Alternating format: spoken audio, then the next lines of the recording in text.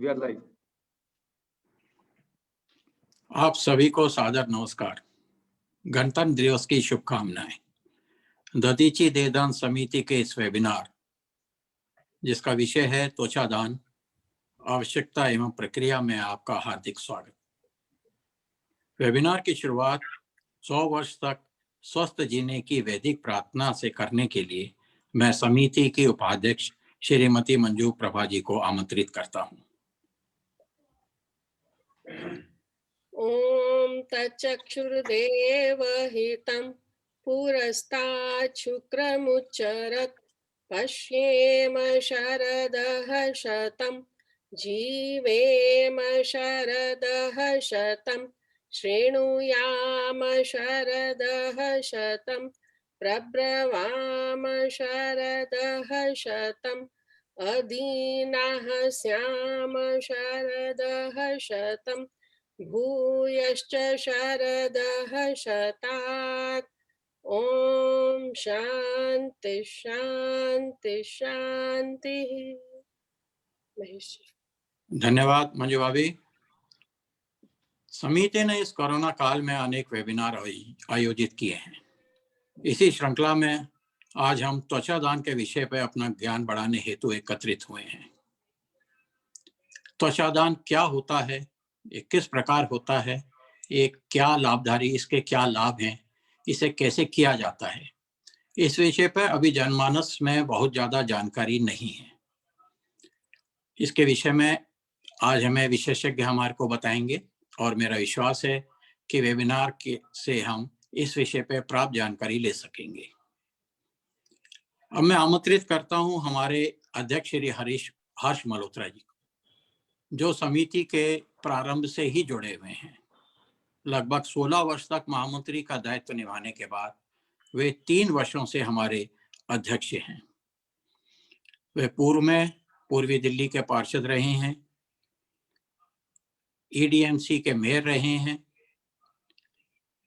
वर्तमान में भारतीय जनता पार्टी दिल्ली प्रदेश के महासचिव हैं। इतने बड़े राजनीतिक दायित्व के बाद भी उनका दधीची के प्रति, दधीची देहदान समिति के प्रति अपना जो कमिटमेंट है उसमें कोई कमी नहीं है। वो पहले की तरह अभी भी अपना समय निकाल करके समिति के कार्य में पूरा समय देते हैं। श्री हर्ष मल्होत्रा जी, आपका स्वागत है। नमस्कार सबको, सभी जुड़े हुए साथियों को गणतंत्र दिवस की बहुत बहुत शुभकामनाएं। आज के हमारे इस वेबिनार में मुख्य अतिथि और मुख्य वक्ता डॉक्टर नारायण जी, हमारी समिति के संस्थापक अध्यक्ष एवं मार्गदर्शक, विश्व हिंदू परिषद के अंतर्राष्ट्रीय कार्य अध्यक्ष आदरणीय आलोक जी, सभी उपस्थित सदस्यगण। आज वेबिनार जो दधीची देहदान समिति लगातार कर रही है, उसी श्रृंखला में स्किन डोनेशन और उसकी आवश्यकता पर वेबिनार रखा गया है। समिति पिछले लगभग 22 वर्षों से दिल्ली और उसके आसपास के क्षेत्र में देहदान और अंगदान विषय को लेकर के जन जागरण करती है। जब जन जागरण करती है तो इस बात की व्यवस्था भी करती है कि जो महानुभाव मरणोपरांत अपनी देहदान, अंगदान, आंखों के दान का संकल्प करना चाहते हैं, वह अपना फॉर्म भर सकें और उनके फॉर्म्स हम तक पहुंचें और हम उनको आई कार्ड, सर्टिफिकेट्स और जरूरी जानकारी पहुंचा सकें। इस संदर्भ में समय समय पर अलग अलग गोष्ठियां अलग अलग विषयों पर आयोजित करना भी समिति का काम है। और जो महानुभाव संकल्प करते हैं उनका पहले वर्ष में हम एक बार उत्सव किया करते थे, लेकिन क्योंकि समिति का फैलाव बढ़ा है और दिल्ली और एनसीआर में हमने अपनी समिति के काम को 8 क्षेत्रों में विभाजित किया है और वहां से संकल्पकर्ताओं की संख्या भी बढ़ी है। इस कारण से पिछले 3 वर्षों से हम क्षेत्र के अनुसार भी उत्सव करते हैं, उन महानुभावों को बुलाते हैं, उनके परिवारजनों को बुलाते हैं, ताकि वह लोग भी इसको अच्छे से समझ सकें और देख सकें कि समिति का क्या काम रहता है, समिति कैसे काम करती है। क्योंकि हम जनजागरण करते हैं और संकल्पकर्ताओं के फॉर्म्स भरवा के उनका संकल्प अपने पास रखते हैं। इसी कारण से जब वो समय आता है, किसी संकल्पकर्ता के परिवार में या उनकी स्वयं अ, मृत्यु होती है, तो उसके बाद उनका फ़ोन हमारी समिति को आता है और समिति उस समय 24/7 यह व्यवस्था करती है, सरकारी मेडिकल कॉलेज या सरकारी अस्पताल के साथ बात करके, कि उनका वह संकल्प संपूर्ण हो सके। उसमें हमारी समिति के सभी सदस्य इस काम में लगते हैं। कई बार रात को देर से भी फ़ोन आता है, क्योंकि आँखों का जो दान है, वह 3-4 घंटे के अंदर-अंदर होना चाहिए, और अगर वह ब्रेन स्टेम डेथ होती है, तो उसी समय एक्टिवेट होकर के कंसर्न सरकारी अस्पताल के साथ समन्वय बनाना पड़ता है, ताकि उस समय जो अंग काम में आ सकते हैं, उनका भी डोनेशन हो सके। और इस काम में हम परिवार और सरकारी संस्थाओं के बीच में एक ब्रिज का काम करते हैं, एक सेतु का काम करते हैं। इस लगभग 22 वर्ष की यात्रा में समिति के सब कार्यकर्ताओं के प्रयास से, आलोक जी के मार्गदर्शन से लगभग 800 अंगों का दान हो पाया है, जिसमें आँखें भी सम्मिलित हैं। और 7 ऐसे केसेस रहे जिसमें ब्रेन स्टेम डेथ हुई और ऑर्गन्स का डोनेशन हो पाया। इसके साथ-साथ बोन डोनेशन, स्किन डोनेशन, इसका भी काम लगातार चल रहा है।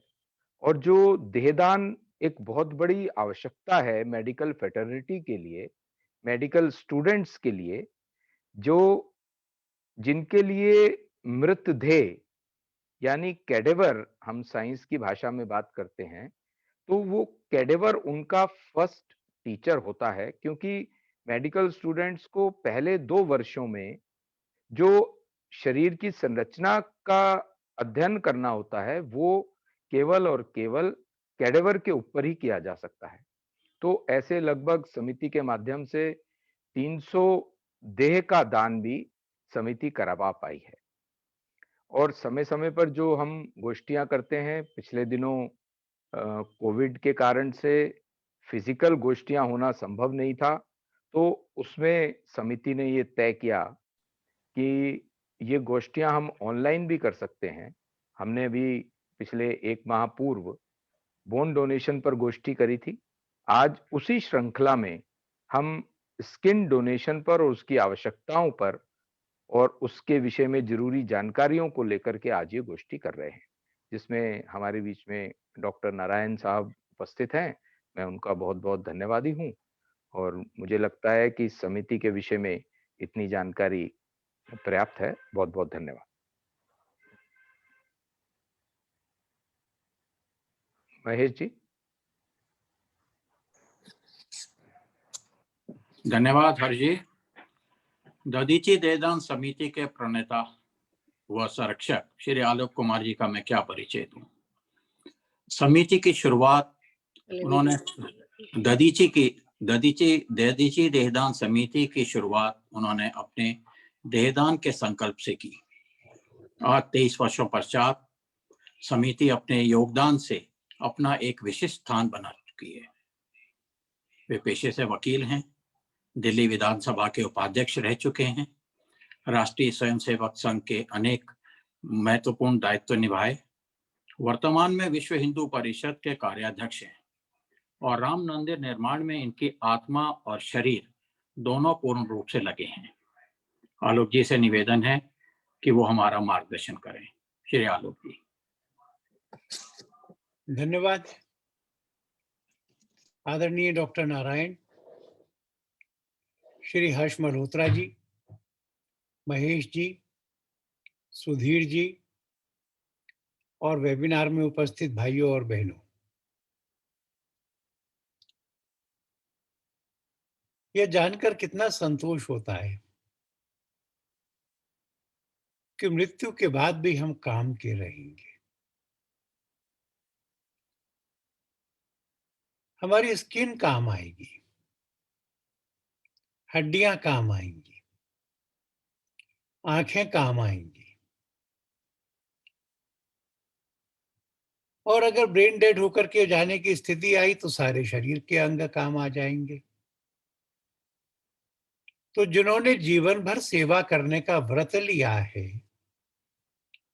जीवन के बाद भी वह उस सेवा को करते रह सकेंगे और किसी के कंधों पर जाने का भार होना, नॉर्मल लकड़ी को खर्च होना, यह भी कष्ट और खर्चा किसी को नहीं करना है। एक आनंद की अनुभूति होती है। आज के विषय पर तो डॉक्टर नारायण बोलेंगे। आज सवेरे गणतंत्र दिवस हमने मनाया है। मैं सोचता था कि गणतंत्र दिवस तो गण का है, जनता का है, इस पर सैन्य शक्ति का प्रदर्शन क्यों होता है? मुझे आज एक लेख में इसका उत्तर मिला। भारत की सुरक्षा के लिए हमारी सैन्य तैयारी और सेना दोनों के बल का प्रदर्शन ये राजमार्ग पर होता है, पर यह सबके सब भारत के राष्ट्रपति को माने, सुप्रीम सिविलियन अथॉरिटी को प्रणाम करते हैं। इसलिए यह दिन जनता का दिन है, लोक का दिन है। आज सवेरे हमने इसका आनंद मनाया है, और उसके थोड़ी देर बाद जो खबरें आई हैं उससे चिंता हो रही है। हमारा ये वेबिनार भी आज सब लोग नहीं सुन पाएंगे। दिल्ली के जिन हिस्सों में इंटरनेट सेवाएं बंद कर दी गई हैं, वहां के लोग इसमें भाग नहीं ले पाएंगे। कुछ लोग बेकाबू हो जाएं, अपने ट्रैक्टर से लोगों को कुचलने की चेष्टा करें, लाल किले पे चढ़ाएं, लाल किले के बुर्जों पर दूसरा कोई झंडा लहरा दें, उसका आनंद मनाएं। तो लगता है कि हमारे लोकतंत्र में कोई ना कोई फॉल्ट लाइन तो है ना। इस देश की अखंडता और समरसता बनाए रखने के लिए कोई ज्यादा प्रयत्न तो करने की जरूरत है। केवल शारीरिक नहीं, मानसिक और बौद्धिक स्वास्थ्य भी ठीक रखना। संगच्छध्वम संवदध्वम संवो मनांसि जानताम। एक साथ चलें, एक साथ बोलें, भगवान हमारे मन भी एक से हो जाएं। ऐसी प्रार्थना को आज के दिन दोहराने का मन करता है। ये जो 2021 है, ये बहुत अच्छे संकेत लेके आ रहा है। हम लोग हमेशा कहते हैं कि भाई हमारा ध्येय वाक्य है सर्वे संतु निरामयाः, सब निरोग हों, सर्वे भवन्तु सुखिनः, सर्वे संतु निरामयाः, सब निरोग हों। पर चीन से एक ऐसा पेंडेमिक आया जिसमें पूरे देश के स्वास्थ्य के लिए, पूरी जगती के स्वास्थ्य और जीवन के लिए खतरा पैदा हो गया। अमेरिका में तो कितने लोग मारे गए, भारत से भी कहीं ज्यादा मारे गए, कई गुना ज्यादा मारे गए।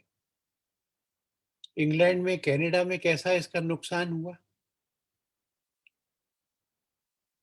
भारत में क्यों इतना नुकसान नहीं हुआ? भारत में क्यों हम इससे लड़ सके? तो मुझे इसका कुछ उत्तर उस दिन मिला जिस दिन जनता कर्फ्यू की घोषणा हुई थी प्रधानमंत्री के द्वारा। तो प्रधानमंत्री जी ने कहा था कि आज सायंकाल दीपक जलाना, थाली बजाना। मैं जिस बस्ती में था वो थोड़ा अमीर लोगों की बस्ती थी। अमीर लोगों को थाली बजाना पसंद आएगा कि नहीं, इसमें मुझे संदेह था। दीपक जलाना, थाली बजाना वो करेंगे क्या? पर मैंने अपनी थाली तैयार रखी थी, घंटी तैयार रखी थी। निश्चित समय से पहले पूरी कॉलोनी में बालकनियों में से घंटी, थाली बजने की आवाज आने लगी। मैं गया तो मैंने देखा कि सब घरों में प्रकाश हो रहा है, सब घरों में थाली जला रहे हैं। तो मुझे लगा कि नहीं, भारत की सामूहिक इच्छा शक्ति प्रबल है कि हम सर्वे संतु निरामया पर आए हुए इस संकट से विजय प्राप्त करेंगे। लॉकआउट की घोषणा हो गई। जिस समय लॉकआउट की घोषणा हुई उस समय भारत में N95 मास्क बनते नहीं थे। उस समय भारत में PPE किट्स बनती नहीं थी। पर लॉकआउट के पीरियड में घर में अपने को बंदी रखते हुए, सुरक्षित रखते हुए, जब तक लॉकआउट पूरा हुआ, कुछ मिलियन N95 मास्क प्रतिदिन बनाने की भारत में क्षमता हो गई थी। जितने आवश्यक है उतने PPE किट्स बनाने की क्षमता हो गई थी। अस्पतालों में वेंटिलेटर्स की व्यवस्था हो गई थी। उस लॉकआउट के दिनों में हमारी हेल्थ सर्विसेज ने, हमारे मैन्युफैक्चरर्स ने, हमारे सप्लायर्स ने इस युद्ध से लड़ने के लिए जितने हथियार थे वो सब तैयार करके व्यवस्थित सब जगह पहुंचा दिए थे। दूसरा भी संकट था। 42% लोगों के पास रोजगार नहीं बचा था। कुछ भी काम नहीं होगा तो खाएंगे कहां से?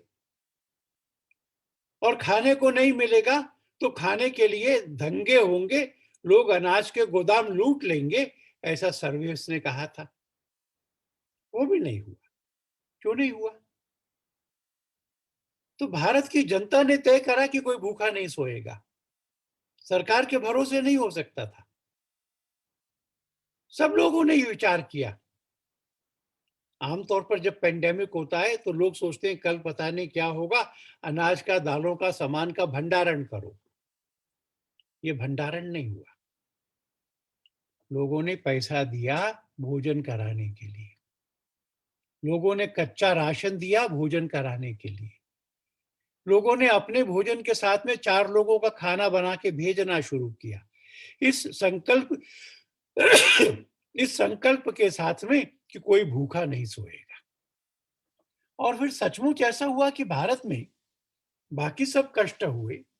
लोग इतना पैदल चलकर अपने गांव में गए, विपरीत मौसम में गए, वह सब कष्ट हुए, पर भोजन का, पानी का कष्ट नहीं हुआ, अभाव नहीं हुआ। ये भारत की जनता की उस सामूहिक ताकत को दर्शाता है जो ऐसे मौकों पर एक राष्ट्र पुरुष, एक समाज, एक जन इस रूप में खड़ी हो जाती है, एक दूसरे का हाथ पकड़ के चलती है। और अब जब भारत ने टीका भी बना लिया, वैक्सीनेशन भी तैयार कर लिया है, वह वैक्सीनेशन दिया जा रहा है, उस वैक्सीनेशन को देने की सुचारू व्यवस्थाएं हो गई हैं, तो भारत दुनिया को बताएगा कि हम इन संकटों से बाहर निकलना जानते हैं। आज सवेरे मैं अपनी कॉलोनी के 26 जनवरी के कार्यक्रम में गया था। बहुत बड़ी संख्या में आए थे लोग। मैंने थोड़ा आज ध्यान किया, सब परिचित थे, सब मित्र थे,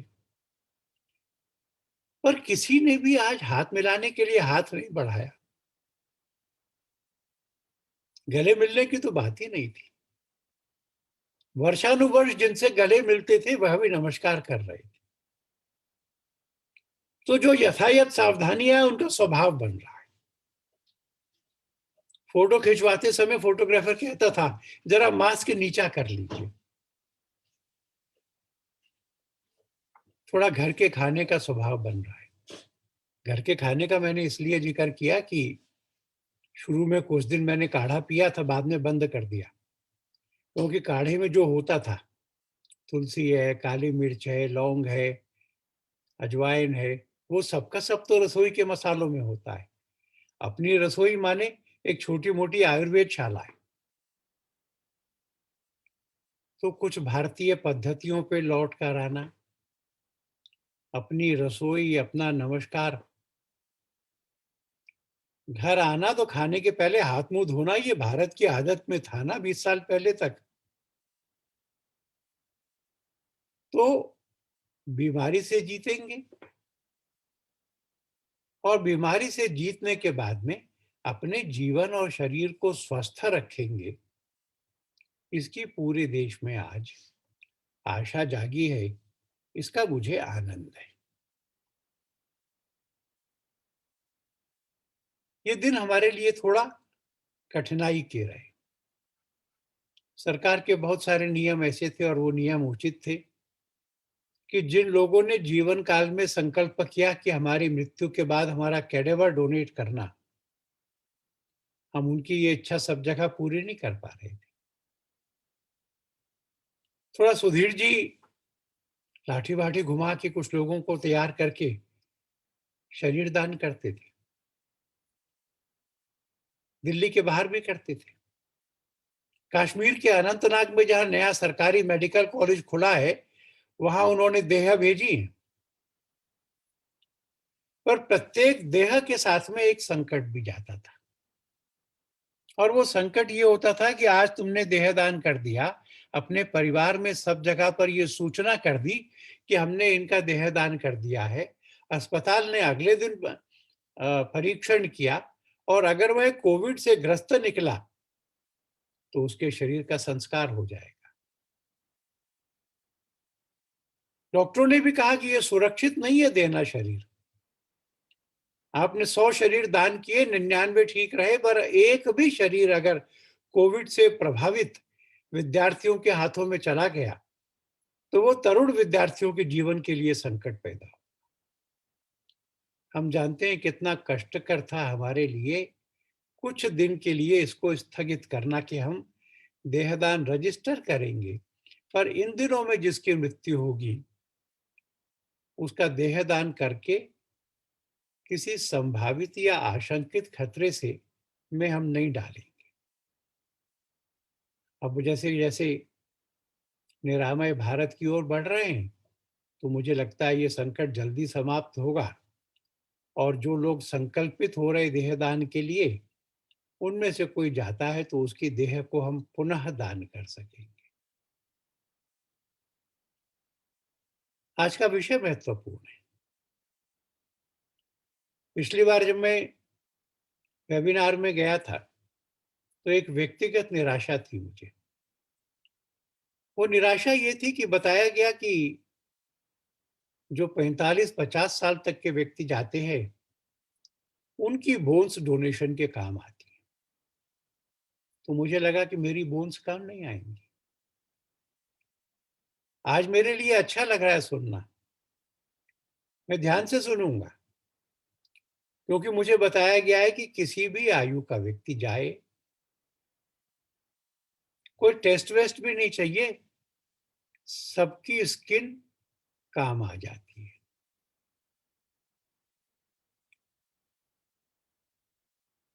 जिसके शरीर में कुछ हिस्सा जल जाए, क्षतिग्रस्त हो जाए,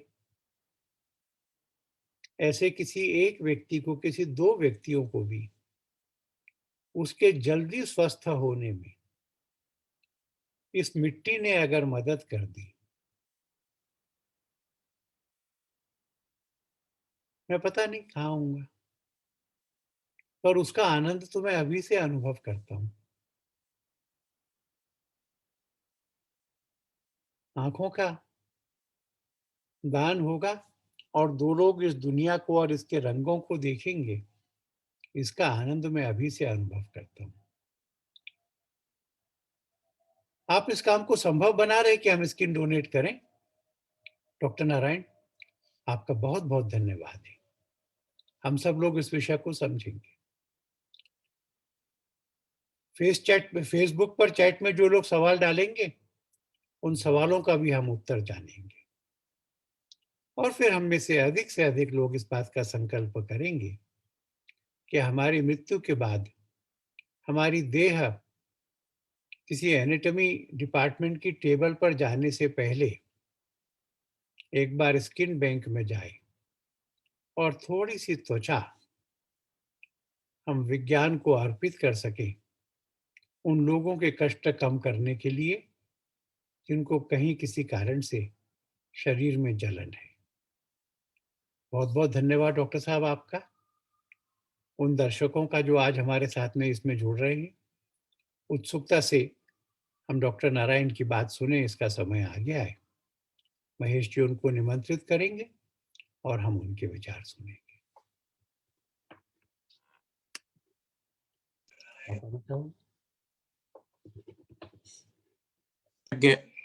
जो हमें त्वचा दान के बारे में बताएंगे, डॉक्टर आर.पी. नारायण वर्तमान महावीर मेडिकल कॉलेज एवं सफदरजंग अस्पताल में प्रोफेसर और कंसल्टेंट हैं। इस हॉस्पिटल में देश का सबसे बड़ा बर्न डिपार्टमेंट है। वो 10 साल तक यहाँ के विभागाध्यक्ष हेड ऑफ द डिपार्टमेंट रहे हैं। National academy of Burns of India Delhi chapter के अध्यक्ष रहे हैं और टिश्यू बैंकिंग के विषय में वो ऑस्ट्रेलिया में ट्रेनिंग कर चुके हैं। उनके अनेकों पेपर पब्लिश हो चुके हैं।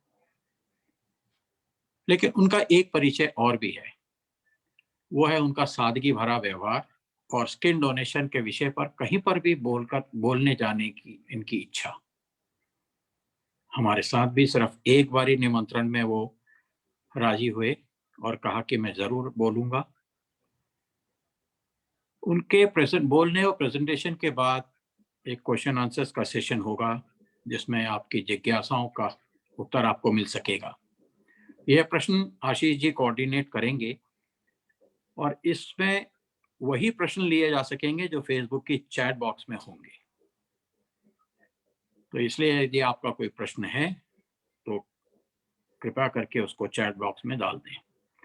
Doctor R P. नारायण, आपसे आग्रह है कि हमारा ज्ञानवर्धन करें। स्वागत है।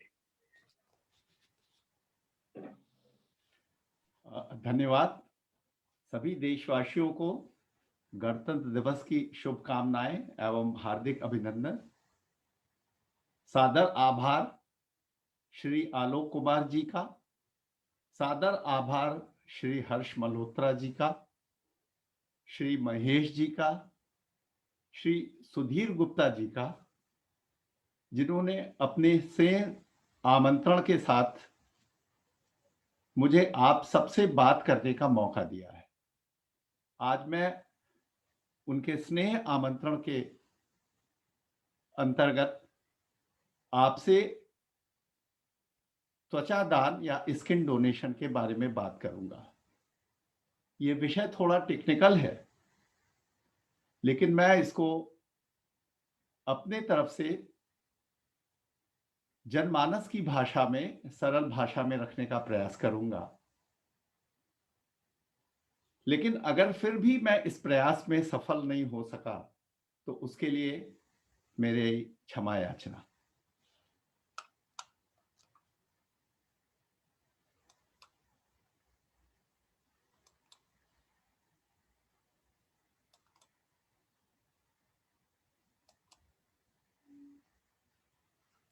मेरा स्क्रीन दिख रहा है आप सबको? जी।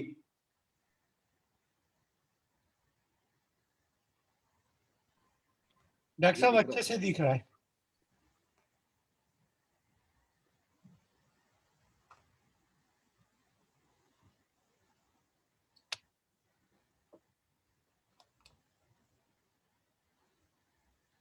ये हमारा इंस्टीट्यूट है जहाँ पे कि मैं कार्यरत हूँ।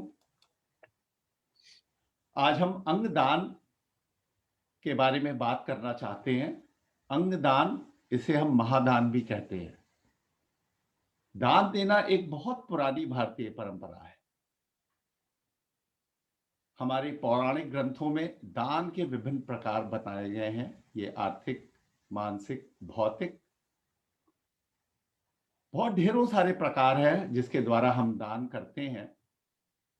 लेकिन इन सब दानों में जो सबसे श्रेष्ठ दान है वो अंग दान है।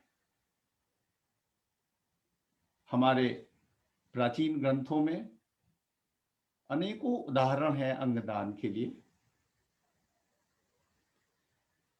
हम सभी जानते हैं कि महर्षि दधीचि ने अपनी हड्डियों का दान दिया था वज्र बनाने के लिए।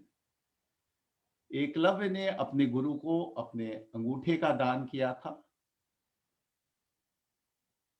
राजा कर्ण ने कवच दान किया था। मेरे ख्याल से ये पहला त्वचा दान या स्किन दान था। कहते हैं कि कवच उनके शरीर में, उनके चेस्ट के भाग में एक आवरण था जो कि उन्होंने निकाल के दान किया था। उसी प्रकार राजा शिवी, राजा मोरध्वज ने अपने शरीर का दान किया था। ऐसी अनेक कथाएं हैं। आज भी जीवन में जब हम तिरुपति के मंदिर में जाते हैं तो बालों का दान करना एक परंपरा है। जब हम स्किन दान की बात करते हैं, त्वचा दान की बात करते हैं, तो सब लोग हमसे ये पूछते हैं कि हमने तो बड़ी बड़ी चीजों के दान के बारे में सुना है कि किडनी डोनेट करना है, लिवर डोनेट करना है, लंग डोनेट करना है, हार्ट डोनेट करना है।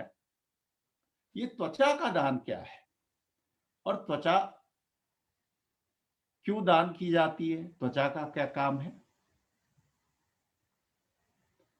हम आज इसी भ्रांति के बारे में जानेंगे।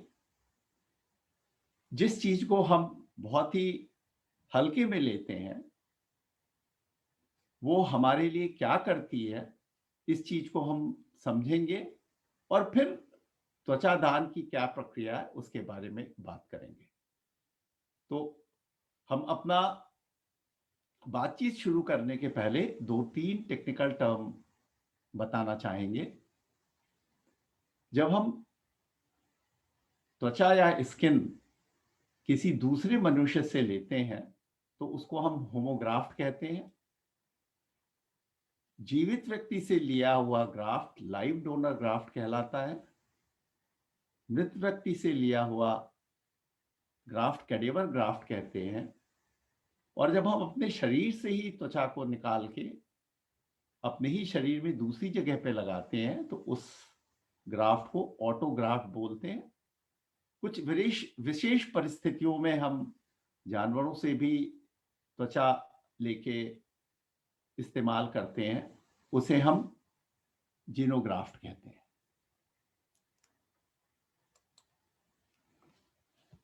जब भी हम स्किन के बारे में बात करते हैं तो हर आदमी सोचता है कि स्किन लेने की जरूरत क्या है,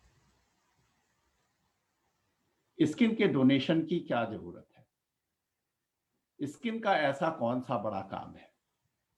और तो और एक मुहावरा भी है कि बाल की खाल ना निकालो। तो आज हम खाल की खाल निकालने जा रहे हैं और हम ये बताना चाहते हैं कि स्किन का हमारे जीवन में बहुत बड़ा योगदान है। कुछ रोचक तथ्य है जो हम स्किन के बारे में बताना चाहते हैं। त्वचा या स्किन शरीर का सबसे बड़ा अंग है। इतना बड़ा क्षेत्रफल किसी भी अंग का नहीं है, किसी भी शरीर के अंग का इतना बड़ा क्षेत्रफल नहीं है। ये क्षेत्रफल 14,000 से 16,000 स्क्वायर सेंटीमीटर एक वयस्क व्यक्ति में होता है। ये सबसे बाहरी कवर है, आवरण है जो हमें आक्रामक परिस्थितियों से बचाता है। कोई भी नुकसान हमारे शरीर को पहुंचता है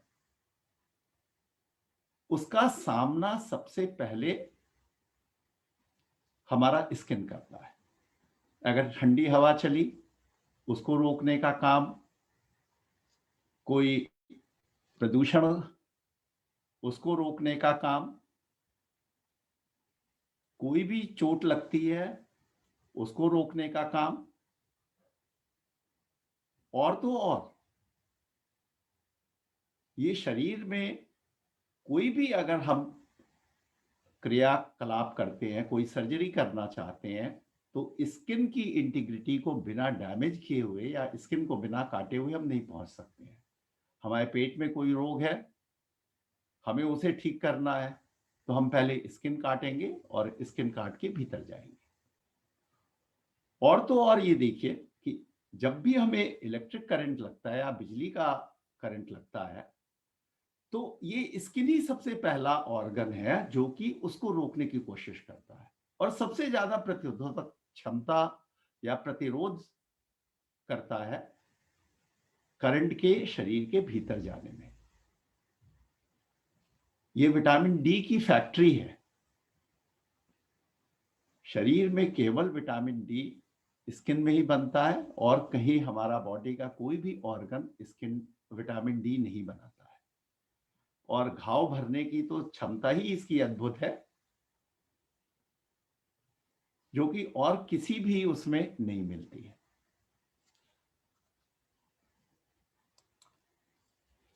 अब त्वचा के कार्य अगर हम अपनी मेडिकल साइंस के बुक में देखें तो त्वचा के 20-22 कार्य हैं जो कि दिए गए हैं, लेकिन हमारे लिए कुछ महत्वपूर्ण कार्य जो स्किन करती है, सबसे पहला जो है ये बाहरी सुरक्षा आवरण कवच है। कीटाणुओं से ये शरीर की सुरक्षा करता है, कीटाणुओं को ये भीतर प्रवेश नहीं करने देता है। शरीर से द्रव, प्रोटीन और खनिज की हानि को रोकता है। अगर हमारी स्किन ना हो तो हमारे शरीर से सारा लिक्विड या वाटर निकल जा सकता है, प्रोटीन बाहर निकल जाता है और मिनरल्स जिसमें सोडियम, पोटेशियम, क्लोराइड, आयरन होते हैं ये निकल जाते हैं और हमारा शरीर बीमार पड़ सकता है। शरीर के तापमान को नियंत्रित करना ये हमारे त्वचा का ही कार्य है। त्वचा सबसे बड़ा संवेदी अंग है। ये हमको ज्ञान पहुंचाता है कि ठंड है, गर्मी है, वातावरण हमारे अनुकूल है, नहीं है, सतह समतल है, कटीली है या किस तरह का है। ये सब सारा हमें अपनी त्वचा की वजह से ही पहुंचता है, पता लगता है।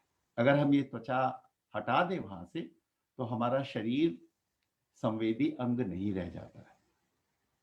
और सबसे बड़ी बात ये हमें पहचान देता है। अगर हम स्किन सरफेस से हटा दें, फेस से हटा दें, तो हमें अपने को और अपनों को पहचानना मुश्किल हो जाएगा। तो ये कुछ त्वचा के मुख्य कार्य हैं जो कि ये करता है। फिर भी हमें इसकी परवाह बहुत ज्यादा नहीं होती है।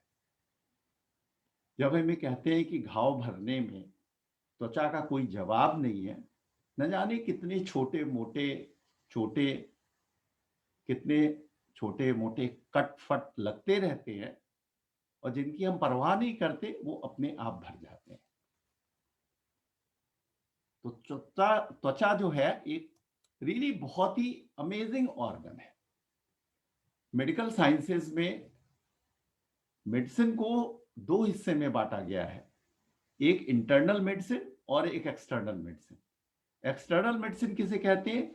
स्किन डिजीज की जो पढ़ाई होती है वो एक्सटर्नल मेडिसिन के अंतर्गत आती है, और बाकी मेडिसिन को हम इंटरनल मेडिसिन कहते हैं, जो शरीर के अन्य अंगों में की बीमारियों को हम जब पढ़ते हैं तो उसे हम इंटरनल मेडिसिन कहते हैं। तो जमाने पहले ये क्लासिफिकेशन, ये जो विभाजन बहुत मतलब एक सदियों पहले किया हो गया था कि इंटरनल और एक्सटर्नल मेडिसिन, वो त्वचा की के कार्यों को देख के ही किया गया था। अब त्वचा के जब इतने ज्यादा कार्य हैं तो जब भी त्वचा का डैमेज होगा या त्वचा का लॉस होगी, स्किन का लॉस होगा, तो जितने फंक्शंस जो त्वचा के द्वारा किए जाते हैं वो रुक जाते हैं, वो खत्म हो जाते हैं। तो त्वचा किन किन जगहों से, किन किन वजहों से इनका लॉस हो सकता है उसके बारे में हम जानते हैं। सबसे ज्यादा त्वचा का नुकसान जलने में होता है, क्योंकि बाहरी कवर है और त्वचा प्रतिरोध करता है ऊष्मा को भीतर शरीर में प्रवेश करने के लिए, और सारी ऊष्मा अपने आप रोक के जल जाता है।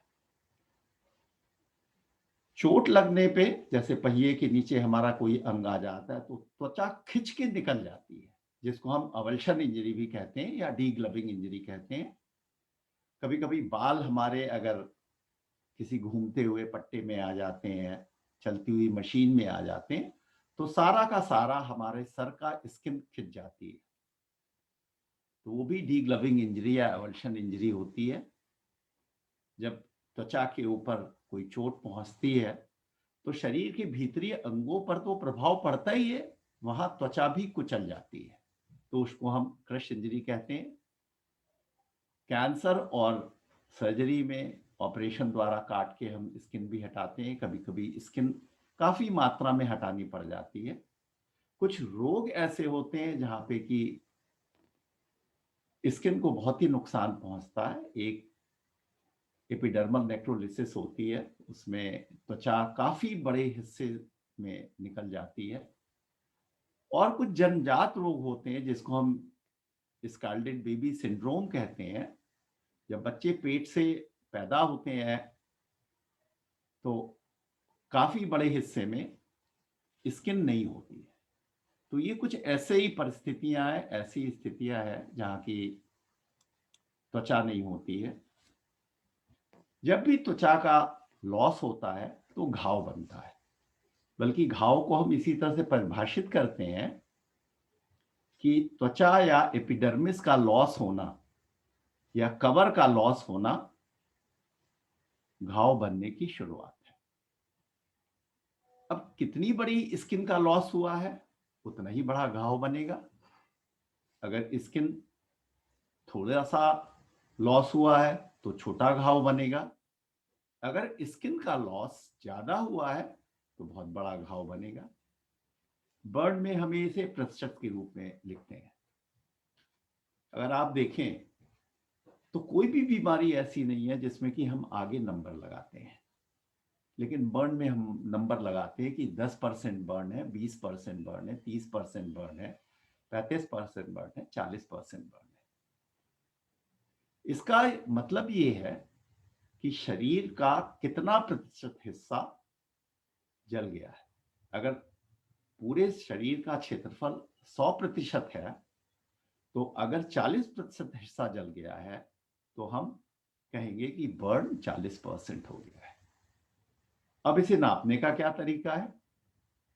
नापने का सबसे आसान तरीका है कि उस व्यक्ति के हथेली का क्षेत्रफल 1% होता है।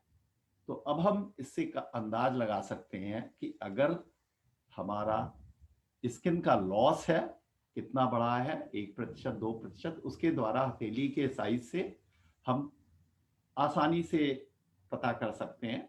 वैसे तो और भी ढेरों सारे प्रक्रिया है जिससे कि हम स्किन का लॉस पता कर सकते हैं। स्किन की अच्छाई को जमानों से डॉक्टर मानते रहे हैं। 19वीं शताब्दी में इंग्लैंड के प्रख्यात सर्जन जोसेफ लिस्टर ने कहा था कि सबसे अच्छी ड्रेसिंग स्किन है, स्किन से अच्छी ड्रेसिंग कोई नहीं है। तो जब भी अगर कोई घाव हमारे शरीर पे बनता है और हम स्किन का प्रयोग करते हैं, स्किन लगाते हैं, तो घाव उस ड्रेसिंग से बहुत अच्छी तरह से बनता है। अब घाव का इलाज त्वचा लगा के हो सकता है।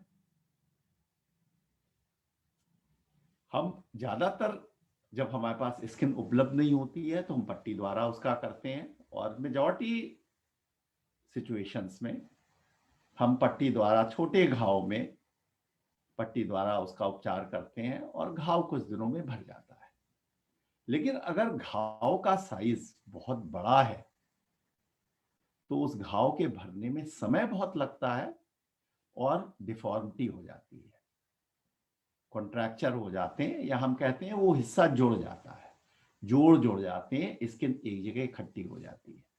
तो उसके लिए हमें स्किन ग्राफ्ट की जरूरत पड़ती है। अभी स्किन ग्राफ्ट जैसे हमने पहले भी बताया, या तो खुद के शरीर से ले सकते हैं या फिर हम दूसरे से लेते हैं। अगर हमारा शरीर में घाव बहुत ज्यादा बड़ा है तो स्किन की मात्रा जो हमें घाव ढकने के लिए चाहिए वो खुद के शरीर से नहीं मिलती है। तो ऐसी परिस्थिति में हमें दूसरे से ली गई स्किन की मदद लेनी पड़ती है, जो कि हमें एक्सटेंसिव बर्न, जो बहुत बड़े बर्न है, वहां पे जरूरत पड़ती है। अब इसका हम एक उदाहरण ले सकते हैं कि अगर मान लीजिए कि हमारा शरीर 60% जल गया है और हमें उसका घाव भरना है, तो उस घाव भरने के लिए हमें 60% स्किन की जरूरत है। बॉडी का कुल क्षेत्रफल स्किन का 100% अगर है तो 40% बची हुई जगह से हम 60% घाव नहीं कवर कर सकते हैं। तो ऐसी परिस्थिति में हमें दूसरे व्यक्ति की स्किन की जरूरत पड़ती है, और दूसरे व्यक्ति से जब हम स्किन लेते हैं तो उसे हम होमोग्राफ्ट कहते हैं। और ये होमोग्राफ्ट एक ड्रेसिंग की तरह काम करती है जिससे घाव जल्दी भर जाता है। अब जब हम स्किन डोनेशन की बात करते हैं तो skin donation and organ donation में एक सबसे बड़ा फर्क ये होता है कि जब हम किडनी लगाते हैं, लिवर लगाते हैं, हार्ट ट्रांसप्लांट करते हैं, तो वो शरीर का परमानेंट ऑर्गन हो जाता है। यहां जब हम स्किन या त्वचा को लगाते हैं दूसरे व्यक्ति की, तो वो परमानेंट नहीं होती है, वो शरीर पे थोड़े समय के लिए रहती है और थोड़े समय के बाद वो वहां से अपने आप हट जाती है।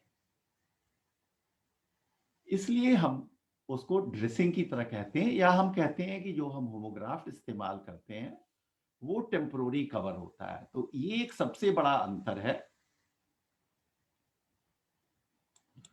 दूसरे ऑर्गन और स्किन ग्राफ्ट लगाने में। ये कुछ चित्र हैं जहां पे कि हमारे शरीर की स्किन जल गई है, बड़ा क्षेत्र जला हुआ है, जिसको ढकने के लिए अगर हम स्किन का प्रयोग करें तो रोगी जल्दी ठीक हो जाता है। स्किन डोनेशन की सबसे ज्यादा जरूरत हमें बर्न पेशेंट के लिए होती है, क्योंकि बर्न पेशेंट में घाव बहुत बड़े होते हैं, उनका साइज बड़ा होता है और मृत्यु बहुत ज्यादा होती है।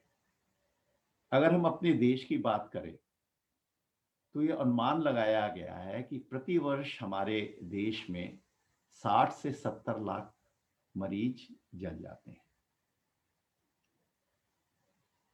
शायद ही कोई एक ऐसा व्यक्ति होगा जो कि अपने जीवन काल में न जला हो सकता है कि छोटा जला हो, थोड़ा बहुत तो हर आदमी अपने जीवन काल में एक बार दो बार जरूर जलता है।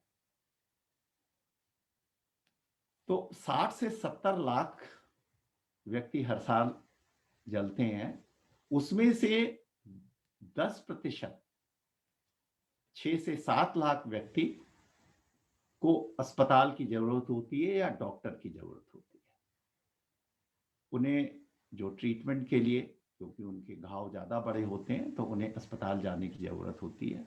और उन 6-7 लाख व्यक्तियों में से जो जले हुए हैं, लगभग 1 से 2 लाख व्यक्तियों की मृत्यु हो जाती है, क्योंकि उनका घाव हम समय से नहीं भर पाते हैं। तो ये जो 6 से 7 लाख व्यक्ति जो बर्न के हॉस्पिटल में एडमिट होते हैं और जिन्हें स्किन लगाने की जरूरत होती है, उनको हम स्किन डोनेशन के द्वारा जल्दी ठीक कर सकते हैं और बेहतर ढंग से उनका इलाज कर सकते हैं। हम अक्सर ये सोचते हैं कि जब स्किन डोनेशन देना है तो स्किन डोनेशन में तो पूरी स्किन अगर निकाल लेंगे तो क्या होगा, शरीर का क्या होगा, शरीर के अंग बाहर निकल जाएंगे। जब भी कभी हमने बूचड़ खाने में हम देखते हैं कि जब वो चमड़ा या त्वचा निकाली जाती है तो उस जानवर की हालत अजीब सी हो जाती है, सारे अंग प्रत्यंग बाहर हो जाते हैं। लेकिन हम ऐसा नहीं करते हैं। जब हम मनुष्य में स्किन निकालते हैं तो केवल त्वचा की स्किन की ऊपरी परत को निकालते हैं और त्वचा की सतह पे 85% मोटाई छोड़ दी जाती है। ये जो स्किन हम निकालते हैं वो बिल्कुल झिल्ली की तरह पतली होती है, कागज की झिल्ली की तरह पतली होती है। और अगर हम देखें तो इसकी मोटाई सेंटीमीटर के 100वें हिस्से के बराबर होती है। और इतनी पतली स्किन को निकालने के लिए हमें विशेष प्रकार के इंस्ट्रूमेंट का इस्तेमाल करना होता है, क्योंकि ऑर्डिनरी नाइफ से, सामान्य चाकू से हम इतनी पतली स्किन नहीं निकाल सकते हैं। तो ये एक, ये जो भ्रांति हमारे ये होती है कि नहीं सारी मोटी स्किन निकाल ली जाएगी और शरीर विकृत हो जाएगा, ऐसा कदापि नहीं है। तो जो हम उपकरण इस्तेमाल करते हैं, जो औजार इस्तेमाल करते हैं, उसे हम डर्मेटोम भी बोलते हैं। उसे हम देखते हैं कि हम कैसे उसे वो कर सकते हैं। ये एक त्वचा का सेक्शन है जिसमें मुख्यतः स्किन में 2 लेयर होती है, एपिडर्मिस और डर्मिस। तो आप देखिए जो काली लाइन दिखाई गई है, ये काली लाइन, हम ऑपरेशन के द्वारा केवल इतनी ही मोटाई स्किन की निकालते हैं, बाकी इतनी मोटी स्किन सतह पे छोड़ दी जाती है।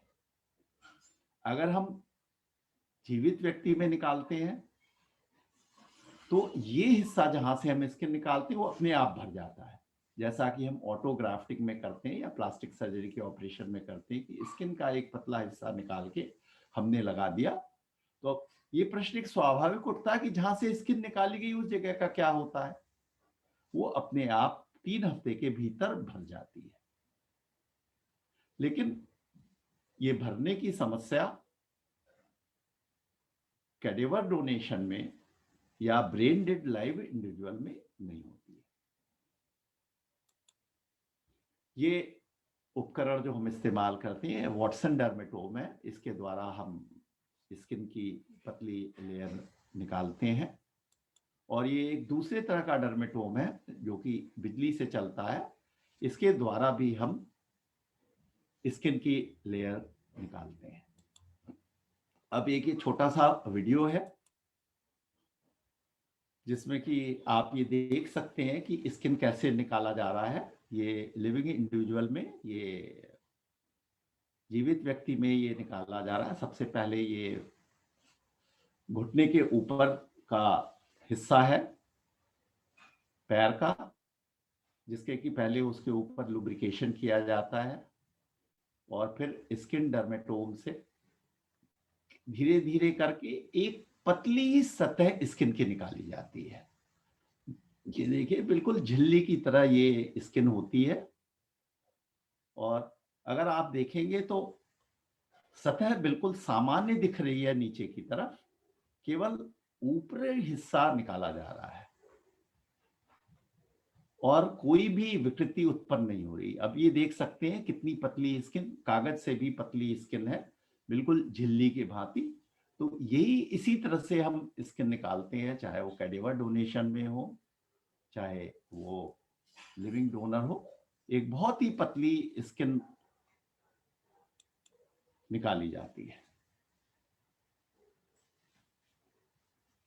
ये स्किन निकालने का प्रोग्राम भारत सरकार के कानून द्वारा गवर्न होता है। ऐसा नहीं होता है कि कोई भी स्किन निकाल ले, कोई भी इस स्किन का प्रयोग कर सके। भारत सरकार का एक कानून है जिसको कि हम transplantation of human organ act या शॉर्ट में उसको थोवा भी बोलते हैं, मानव अंग प्रत्यारोपण अधिनियम 2014। उसी के अंतर्गत उन्हीं गाइडलाइंस, उन्हीं निर्देशों के अनुसार मनुष्य में या लिविंग हो या डेड हो, वहां पे ये हम निकालते हैं। ये भारत का राजपत्र है, गजेट है, जिसमें कि सारे नियम, कायदे, कानून लिखे गए हैं, जिसका जो भी मान्यता प्राप्त केंद्र है जहाँ पे कि ये स्किन हार्वेस्टिंग या स्किन निकाली जा रही है, उनको इनका अनुपालन करना होता है। जैसे मैंने पहले भी बताया कि कौन दे सकता है स्किन, कौन दे सकता है। डोनर जीवित भी हो सकता है, मृत भी हो सकता है। ब्रेन डेड इंडिविजुअल में जब हम दूसरे ऑर्गन निकालते हैं, जैसे किडनी है, लिवर है, हार्ट है, लंग है, उसके संग हम स्किन भी निकाल सकते हैं। लेकिन जब हम कैडेवर्स में निकालते हैं या मृत डोनर में निकालते हैं, तो मरने के 6 से 12 घंटे के भीतर हमें स्किन निकालना होता है। हम जानते हैं कि जैसे हमारा दिल्ली का क्षेत्र है, दिल्ली के क्षेत्र में गर्मी के मौसम में गर्मी काफी पड़ती है, तो गर्मी के मौसम में 6 घंटे के भीतर हम स्किन निकाल सकते हैं। लेकिन सर्दियों के मौसम में हम 12 घंटे, मृत्यु के 12 घंटे बाद तक निकाल सकते हैं। लेकिन यही टाइम 24 घंटे का हो जाता है अगर हम डेड बॉडी को कूल कैबिनेट में रख दें। ये सुविधा केंद्रों में अवेलेबल होती है। ये एक कूल कैबिनेट का चित्र है, जिसमें कि यहाँ इस कूल कैबिनेट में हम 2 कैडेवर रख देते हैं, जो हमारे मॉर्चुरी में है। यहाँ सफदरजंग अस्पताल में भी इस तरह के कैबिनेट अवेलेबल हैं। यहाँ पे हम 4 से 6 डिग्री के टेम्परेचर पे कैडेवर को रख सकते हैं और मृत्यु के 24 घंटे बाद तक हम स्किन निकालते हैं।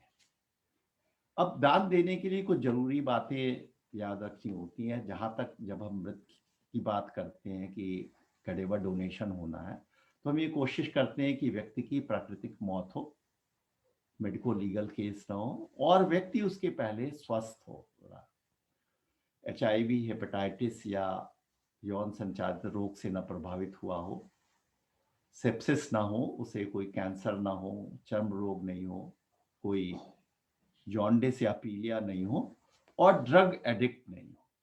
तो अगर ये सब चीजें नहीं है तो हम बड़ी सुरक्षा पूर्वक ऐसे मृत व्यक्ति का हम स्किन डोनेट कर सकते हैं। कुछ डॉक्यूमेंटेशन की हमें जरूरत होती है। डॉक्यूमेंट में या तो मृत व्यक्ति ने प्लेज की हो पहले ऑर्गन डोनेशन की, स्किन डोनेशन की, लेकिन मरने के बाद अगर उसके रिलेटिव्स को ऑब्जेक्शन है तो भी हम डोनेशन नहीं लेते हैं। और अगर कोई ऑब्जेक्शन परिवार वालों को नहीं है और संकल्प पत्र या प्लेटफॉर्म हमारे पास उस व्यक्ति का अवेलेबल है, तो हम स्किन डोनेट कर सकते हैं। उसके अलावा अगर किसी भी व्यक्ति ने कोई प्लेज फॉर्म नहीं भरा है या कभी इस तरह का कोई उल्लेख नहीं किया है, तो हम कंसेंट फॉर्म लेते हैं उनके रिलेशन से, जो माता पिता दे सकते हैं, पुत्र पुत्री दे सकते हैं, भाई बहन दे सकते हैं, या फिर कानूनी उत्तराधिकारी हैं। अगर उनके कोई बहुत ही ब्लड रिलेशंस अवेलेबल नहीं है तो कानूनी उत्तराधिकारी भी जो है वो डोनेशन के लिए डोनेशन कर सकते हैं। डोनेशन के हमारे 2 प्रोसीजर्स होते हैं। एक हिस्सा जबकि जहां स्किन निकाला जाता है उसे हम हार्वेस्टिंग कहते हैं, और स्किन निकालने के बाद फिर उसे हमें लंबे समय तक सुरक्षित रखना होता है, तो उसके लिए हमें उसका प्रोसेसिंग करना होता है। तो हार्वेस्टिंग के लिए हम जो भी कैडेवर्स आते हैं, उसको हम पूर्ण सम्मान देते हैं। हम सामने के खुले भाग से स्किन नहीं निकालते हैं। लोअर लिम्स, पैरों के पिछले हिस्से से, पीठ के पिछले हिस्से से और पेट के पिछले हिस्से से निकालते हैं, स्किन निकालते हैं, जिससे कि सामने कोई घाव का निशान नहीं हो या ये ना पता लगे कि यहाँ से स्किन निकाली गई है। स्किन निकालने के बाद कुछ हमें टेस्ट करने होते हैं और टेस्ट करने के बाद फिर उनका प्रोसेसिंग की जाती है। प्रोसेसिंग थोड़ी सी टेक्निकल होती है, तो हम उसके बारे में हम ज़्यादा डिटेल में नहीं जाएंगे। और प्रोसेसिंग के बाद फिर उसको प्रिजर्व करते हैं। एक बार हम जब स्किन प्रिजर्व कर लेते हैं, निकाली गई स्किन, तो उसे हम 5 साल तक अपने प्रयोग में ला सकते हैं। लेकिन ऐसा बहुत ही कम परिस्थितियों में होता है, क्योंकि जो हमारे पास अवेलेबिलिटी है, जो कैडेवर डोनेशन है, वो बहुत कम है। तो जो भी स्किन हम लोग निकालते हैं वो एक आध हफ्ते में ही इस्तेमाल हो जाती है। ये एक फ्रीजर का चित्र है जहाँ पे कि हम निकाली गई स्किन को सुरक्षित रखते हैं। और ये कुछ क्रायो कंटेनर होते हैं, क्योंकि हर जगह हमारे ये स्किन बैंक नहीं है, तो हमें स्किन को एक सेंटर से दूसरे सेंटर पे भेजना होता है। तो ये क्रायो कंटेनर विशेष प्रकार के ये डब्बे होते हैं, जिसमें कि स्किन भेजने के दौरान खराब ना हो, उसमें रख के भेजी जाती है। अब हम कुछ चीजें हमें ध्यान रखनी होती हैं जो त्वचा दान के लिए बहुत ही जरूरी हैं। एक हेल्पलाइन, देखिए ये पता करना कि जनमानस के लिए बहुत ही मुश्किल होता है कि कहाँ कहाँ पे स्किन बैंक अवेलेबल है, कहाँ पे नहीं है। हम दधीची देह दान समिति के आभारी हैं कि उनके वो हमेशा हमारे लिए मदद के लिए तैयार रहते हैं, और उन्होंने अपने हेल्पलाइन का नंबर दिया हुआ है। तो हेल्पलाइन को तुरंत सूचित करें अगर घर में इस तरह की कोई मृत्यु हो जाती है और ये परिवार के लोग निर्णय लेते हैं या मृत व्यक्ति ने ये प्लेज किया है कि हाँ वो अपने अंग का दान करेगा या अपनी त्वचा का दान करेगा। एक चीज ऐसी होती कि जब भी हमारे घर में डेथ होती है तो हम डेड बॉडी को जमीन पे रख देते हैं। तो इसको ना करें। हम जमीन पे अगर नहीं रखें तो उससे हमें काफी फायदा होता है स्किन निकालने में, क्योंकि अगर हम जमीन पे रखते हैं तो वहां पे पानी वगैरह इकट्ठा होके वो स्किन जो होती है वो मैसरेट कर जाती है, तो वो एरिया जो जहाँ से स्किन हमें निकालना है वो खराब हो जाती है। तो इसीलिए एक मृत शरीर को हमेशा ठंडे, साफ और सूखे क्षेत्र में रखें, सूखी जगह पे रखें, और जहाँ तक हो सके कोई एलिवेटेड प्लेटफॉर्म हो या कोई चौकी हो या बेड हो तो उसके ऊपर रखें। हम शरीर को बचाने के लिए कभी कभी कि शरीर जल्दी खराब ना हो तो बर्फ की सिल्लियों का प्रयोग करते हैं, बर्फ के ब्लॉक का प्रयोग करते हैं। हाँ, बर्फ को शरीर के अगल बगल में रख सकते हैं, लेकिन डायरेक्ट हमें ब्लॉक के ऊपर नहीं रखना चाहिए, क्योंकि हम वो कहते हैं कि क्रायो ट्रॉमा हो जाता है। बर्फ अगर शरीर के संपर्क में डायरेक्ट आता है तो वहाँ की स्किन खराब हो जाती है और वो स्किन हमारे डोनेशन के लायक नहीं रह जाती है। तो इसीलिए हम कोशिश करें कि हम शरीर को बर्फ से थोड़ा सा दूर रखें और बर्फ का जो पानी पिघल के गिर रहा है वो शरीर के संपर्क में ना आए। तो ये चीजें अगर ध्यान रखें तो जो स्किन जिन जगहों से हमें स्किन निकालनी है वो हमारी खराब नहीं होती है। और जहां तक भरसक हो सके तो हम मृतक का चिकित्सा इतिहास जानने की कोशिश करें कि हाँ, मृतक को कोई पहले बीमारी नहीं थी जिससे कि वो दान के लिए अनफिट तो नहीं है। और वो ये जो चिकित्सा का इतिहास है या जो मेडिकल हिस्ट्री है वो बड़ी फायदेमंद होती है जहाँ जिस सेंटर पे हम जाते हैं डोनेशन के लिए। और अगर उन्होंने प्लेज फॉर्म साइन किया है तो उसको भी साथ रखें। और अगर परिवार के द्वारा जो रिटन कंसेंट पत्र या सहमति पत्र है वो भी संघ में लेके जाएं, तो उससे काम हमारा काफी आसान हो जाता है और हमें हार्वेस्ट करने में बहुत ही सुविधा होती है। तो ये कुछ मुख्य बातें हैं जो कि हमें ध्यान में रखनी होती हैं जब भी हम डोनेशन की सोचते हैं। हमने स्किन डोनेशन के बारे में बातें कम की, हमने स्किन के बारे में, स्किन की क्या फंक्शन है और स्किन का लॉस होने पे क्या क्या फंक्शन जो है वो खो जाते हैं और मरीज को किन समस्याओं से गुजरना पड़ता है, इसके बारे में हमने बात की। हमारा देश जलने के मरीजों के नंबर में सबसे आगे है और पिछले 30 साल से हम जले मरीजों के ट्रीटमेंट में से जुड़े हुए हैं और हम पूरी तरह से कह सकते हैं कि अगर हमें पर्याप्त मात्रा में स्किन अवेलेबल है तो हमारे यहाँ होने वाली मृत्यु की दर 1/10 हो सकती है। मैं अपना बातचीत यहीं पे खत्म करता हूं गीता के इस श्लोक से, जातस्य ही ध्रुवो मृत्यु ध्रुवम जन्म मृतस्य च तस्माद् परिहारेर् अर्थ न त्वम शोचि मूर्त महर्षि। जो जन्म लेता है उसके लिए मृत्यु निश्चित है और मृत के लिए जन्म निश्चित है। ये हमारे जीवन का दर्शन है। हम जो मृत है जब उसका जन्म होना है तो वो जिसको जिस शरीर के अंगों की जरूरत है वो दे के हमेशा के लिए अमर हो जाए, उससे और बड़ी क्या बात है। इसी जीवन शैली, इसी जीवन का दर्शन लेके हम आगे बढ़े और सभी को निरोग रखने का प्रयास करें। धन्यवाद।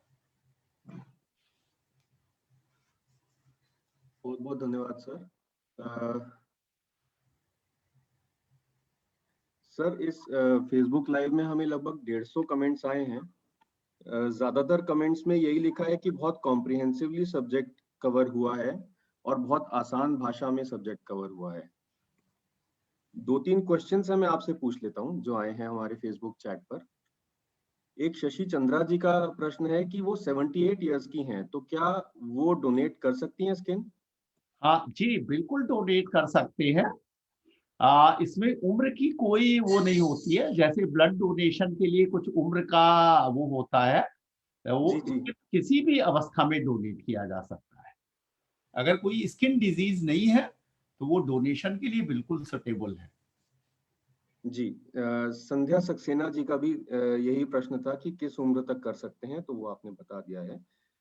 और एक प्रश्न आया है, आजकल कोरोना के चलते स्किन डोनेशन क्या हो रही है? अगर जैसे आइज के लिए वो वहीं पर टेस्ट करते हैं और अगर कोरोना नहीं है तो आइज ले जाते हैं, तो स्किन के लिए आजकल की कोई गाइडलाइंस आई हैं इसके लिए?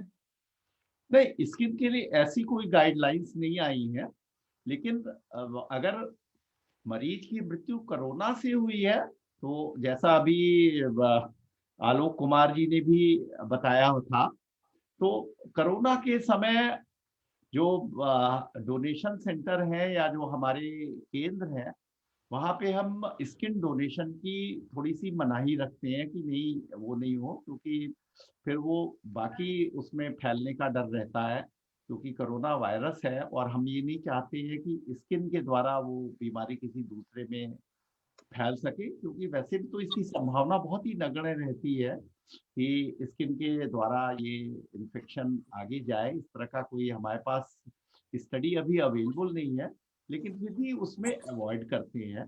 तो अगर डेथ कोरोना से नहीं हुई है तो उनका स्वागत है, वो स्किन का डोनेशन कर सकते हैं। जी। और एक प्रश्न ये है, क्या इसके बाद भी जैसे हम लोग बॉडी डोनेट करते हैं लोग इसके लिए कि स्टूडेंट्स, मेडिकल स्टूडेंट्स स्टडी कर पाए उस पे, तो स्किन डोनेट करने के बाद भी उस पे स्टडी हो सकती है नॉर्मली? अब ये फिर से साहब जरा थोड़ा सा ऑडियो की कुछ प्रॉब्लम है। मैं दोबारा पूछ लेता हूँ। हाँ मैं जी। ये पूछ रहा हूँ कि जैसे मेडिकल स्टूडेंट्स की स्टडी के लिए हम लोग बॉडी डोनेट करते हैं, जी जी। तो अगर हम स्किन डोनेट भी करें, जैसे आइज डोनेशन के साथ बॉडी डोनेशन हो जाता है, तो ऐसे ही स्किन डोनेशन के बाद भी बॉडी स्टडी के लिए यूज हो सकती है? हाँ जी बिल्कुल, वो जा सकती है, क्योंकि जैसे मैंने पहले बताया कि हम स्किन का एक पार्ट लेते हैं, जी केवल 15% हिस्सा ही स्किन का निकाला जाता है, 85% हिस्सा शरीर के ऊपर ही रहता है। जी। तो उससे कोई डिफॉर्मिटी नहीं आती, कोई प्रॉब्लम नहीं आती है, बिल्कुल वो हम पूरा देहदान कर सकते हैं एनाटॉमी के लिए। जी सर, बहुत बहुत धन्यवाद। इतने ही प्रश्न थे महेश जी। Doctor R P. नारायण, अद्भुत। आपने वाकई में अपनी बात साधारण जनमानस की भाषा में कही और हमें अनुग्रहित किया। हम आपको दधीची देहदान समिति की ओर से विश्वास दिलाते हैं कि अपने प्रयासों में कोई कमी नहीं होने देंगे और निश्चित रूप से त्वचा दान में इजाफा होगा। आपका पुनः बहुत बहुत आभार। अब मैं समिति के उपाध्यक्ष व इस वेबिनार के संयोजक श्री सुधीर गुप्ता जी से अनुरोध करता हूं कि वो धन्यवाद प्रस्ताव दें।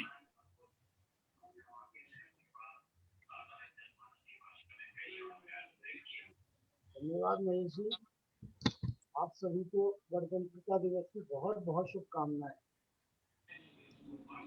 स्किन डोनेशन के इस अत्यंत लाभकारी वेबिनार का हम सबने आनंद लिया होगा व अपनी जानकारी को बहुत बढ़ाया होगा, ऐसा मेरा पूर्ण विश्वास है। हमारे अध्यक्ष श्री हर्ष मल्होत्रा जी ने समिति के विषय के बारे में बताया, समिति की कार्य प्रणाली और अब तक किए गए सारे कामों के विषय को बताया। हमारे प्रेरणा स्रोत बड़े भाई श्री आलोक कुमार जी ने अपने चिर परिचित अंदाज में बहुत ही सुलभ और मनोहर तरीके से हम सबको प्रेरित किया। Doctor R P. नारायण जी ने समय निकालकर हम सबको स्किन डोनेशन की बारीकियों से परिचित कराया। पीपीटी के माध्यम से उन्होंने हमें हमारी भाषा यानी नॉन टेक्निकल भाषा से हमें ज्ञान दिया। ये निश्चित रूप से हमारे इस कार्य में बहुत ही मददगार रहेगा। डॉक्टर नारायण जी, आपका बहुत बहुत धन्यवाद। समिति के सभी जोन के अध्यक्ष व उनकी टीम का बहुत बहुत धन्यवाद। आप सब जो इस वेबिनार का हिस्सा बने, आप सभी का धन्यवाद। समिति के बाकी सभी कार्यकर्ताओं का धन्यवाद। धन्यवाद मंजू भाभी जी। और स्पेशल धन्यवाद थैंक्स मैं अपनी संस्था की सोशल मीडिया टीम को कहूँगा, जिनके प्रयासों से यह वेबिनार सफल रहा। पुनः आप सभी का धन्यवाद व शुभकामनाएं।